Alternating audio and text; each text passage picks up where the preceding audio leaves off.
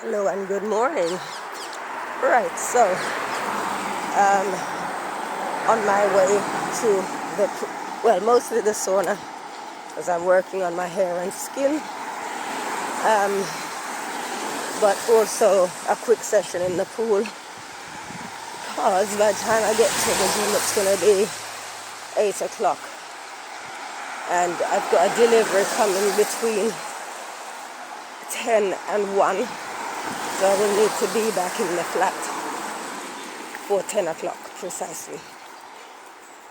So, I'm going to perhaps keep this one short, but it's sort of like a follow-up to yesterday's video. Let me take this very slowly so I don't run out of breath. I'm going to give you an example of what I'm talking about, so by way of giving an experience. So yesterday I came across a woman who is on blood thinners, and she was saying that she had gout. So she mentioned it to the doctor about the gout, and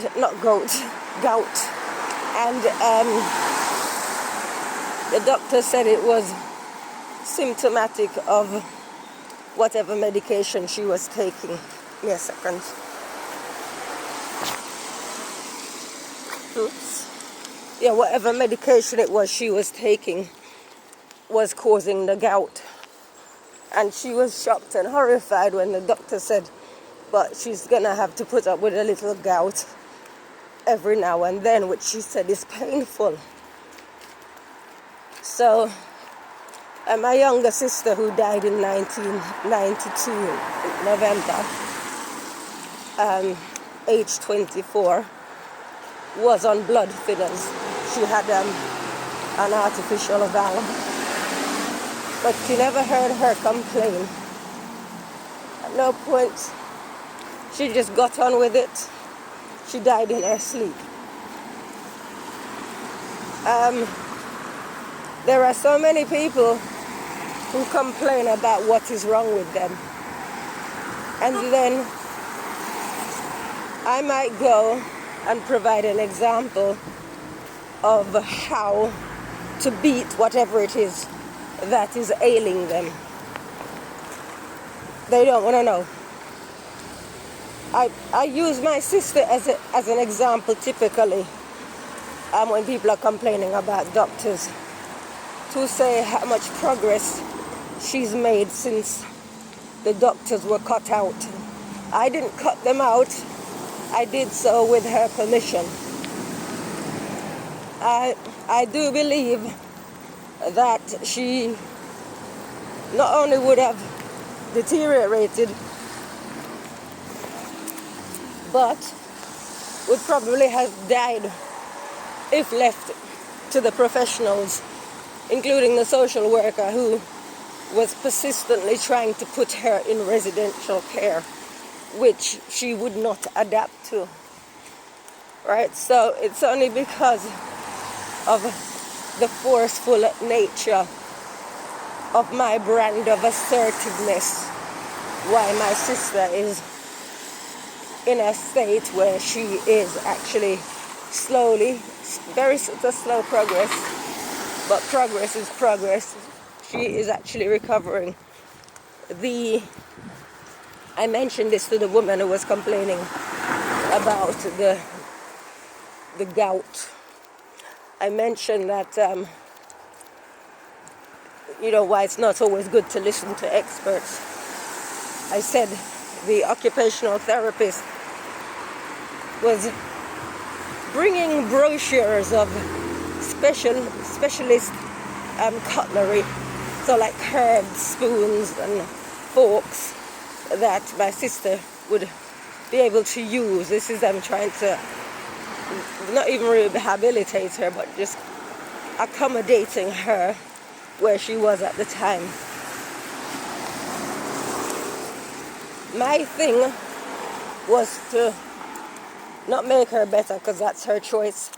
My thing was to bring her back, to basically to facilitate her getting back her abilities to feed herself, which she can do using a normal fork and a normal spoon. I've left her in bed.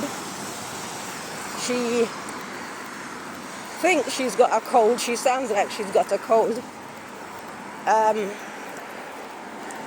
which this is the first time in more than 3 years that she would have been ill since I took charge, or rather since responsibility was heaped upon me of her.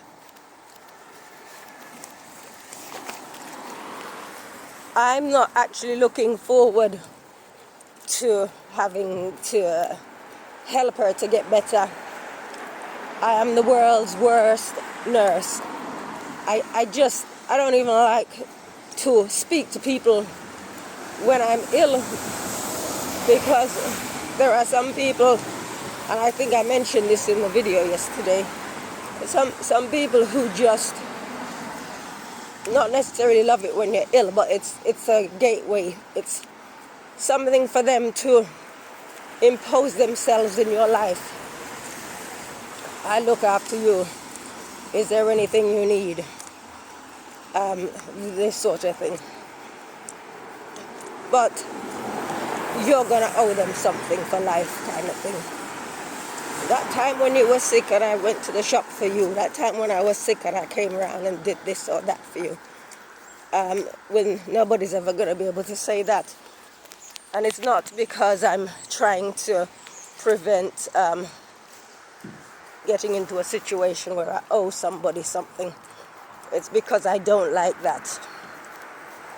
I don't like people around me fussing. Well, unfortunately, I'm going to have to be not so much fussing around my sister, but I'm going to have to be attending to her. And I hate doing that as much as I hate people doing that. Or, the idea of people doing that for me. But anyway, I digressed. So the point I make is every time I speak of my medical successes, hold on, I'm going to have to take a sip of my drink. Give me a second.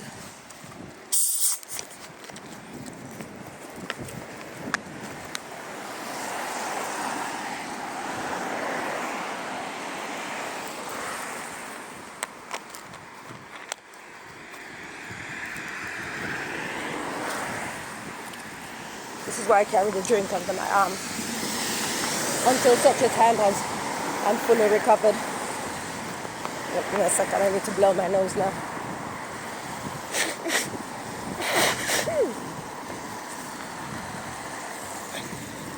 Yeah, carry this just in case I start coughing uncontrollably, because it will affect my breathing.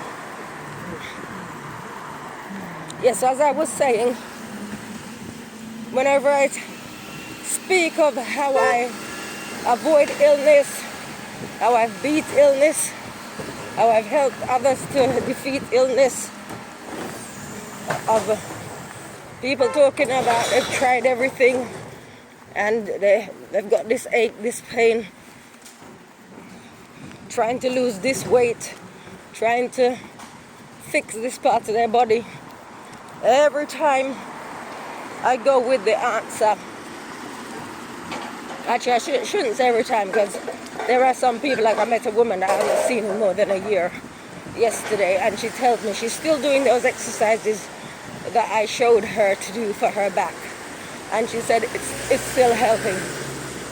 Right, so that's somebody who stuck to task. But more often, they glaze over, they no longer want to talk, or they make excuses and leave. Right? So this is what we're dealing with. I posted on Facebook last night that the incapable are drawn to the capable, not the other way around. This is, as somebody who is highly capable, I speak truth in saying that.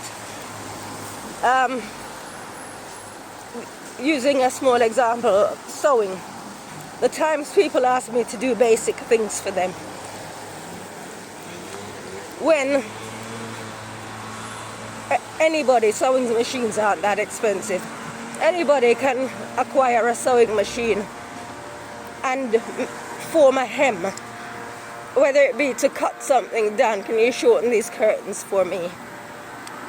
A small task like that just requires a measuring tape, a pair of scissors, and a sewing machine, or even you could do it by hand. In Jamaica they taught us hand sewing at school. But with YouTube, there is no excuse why anybody can't do something. There are tutorials all over YouTube.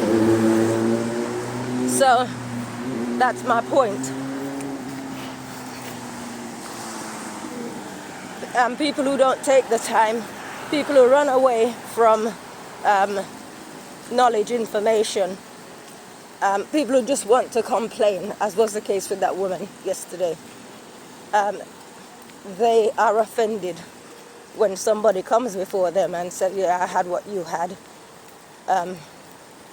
and I don't have it anymore because I fixed it myself. I don't want to hear that. In fact, the woman, when I mentioned about my sister's recovery, she said maybe that's because she's young. What does that have to do with anything? The young die as often as the old die, if you get my meaning. Young people die. Right? So illness and death aren't reserved for old people. Young people get sick. Like I said, my sister died in her sleep of a heart attack associated with the valve. She had an artificial valve. She was on blood thinners, warfarin, and apparently the valve cracked and she died in her sleep. She was only 24 years old. So no, it's not because my sister's old, young rather, why she's getting better. It's because I've been giving her natural remedies as inspired by God, only when and as inspired by God, and also because we cut out the experts who have no inspiration. They only know what they've been taught. There is something else that I could expand on, but I'll leave that because that's another type of video to do with the medical profession. Anyways, I wish you all a very good Monday. Take care and look after yourselves. Bye-bye.